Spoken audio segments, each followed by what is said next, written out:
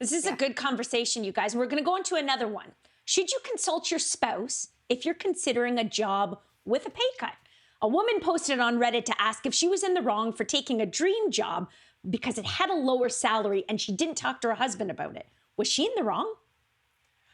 This is such an interesting story because the details, like I just want people out there to know what the details were. Like she was like, I like this job so much more and I'll have so much more personal happiness. And the job that she ended up taking, paid $73,000 a year. And the job she turned down was, I think, $220,000 a year. I know. Yeah, it's not like a small difference. I was with her, Lainey. I was with her the whole way. Conversation. Yeah.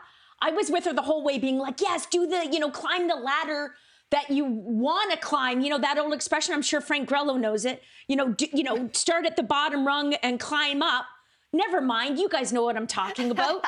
But when I got at the bottom, now you're here. When I got to that detail about how much money, I was like, oh my gosh, are you sure you couldn't just, maybe stomach? Okay, hold on, guys. Don't we talk all the time on the show? It's like money is not going to give you happiness. Our very dear friend Neil Patzrich has written a gajillion books about happiness. And I don't know if this number still holds with the inflation where it sits today anyway in Canada. But at one point in his book, he wrote $70,000 a year. That's the line with which you need to live, be comfortable, and be happy. So she's actually exceeded that by a couple $1,000, $3,000. So are we trying to say happiness or are we trying to say to get the new car and the fancy vacation? Hey, pump the brakes for a minute because the fact is that we know that money is a major issue and a major contributing factor to the demise of many relationships. So this is something when you get into a partnership. She's not making $20,000 a year, guys.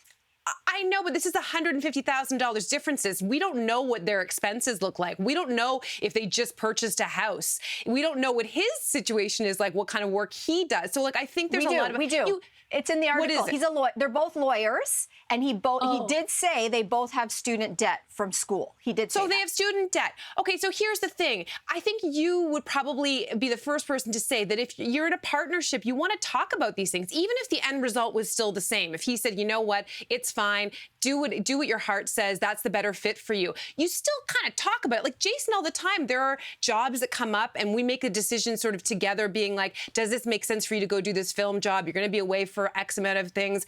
Do we need the money more? Sometimes one trumps the other, but you kind of talk about it. Okay, so here's a scenario. So they're both lawyers. Apparently he makes really good money in this marriage.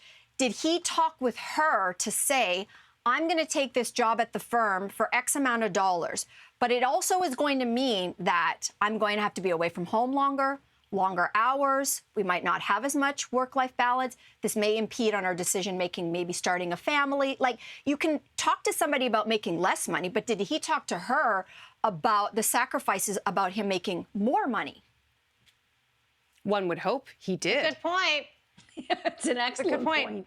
I quit a job once without telling Yasik. You did? Okay, that's different. Yeah. So I went from, it wasn't even about the difference of $120,000. It was from income to no income. Oh, boy. And how'd that go? Yeah. Oh, my gosh. I mean, listen, I married a stud, too. He was like, okay, well, you're unhappy there, and we'll make it work. And then I ended up looking after my mom for, several months, and he supported both of us. So, I think that it's survivable, this kind of thing for sure. Yeah. Like this.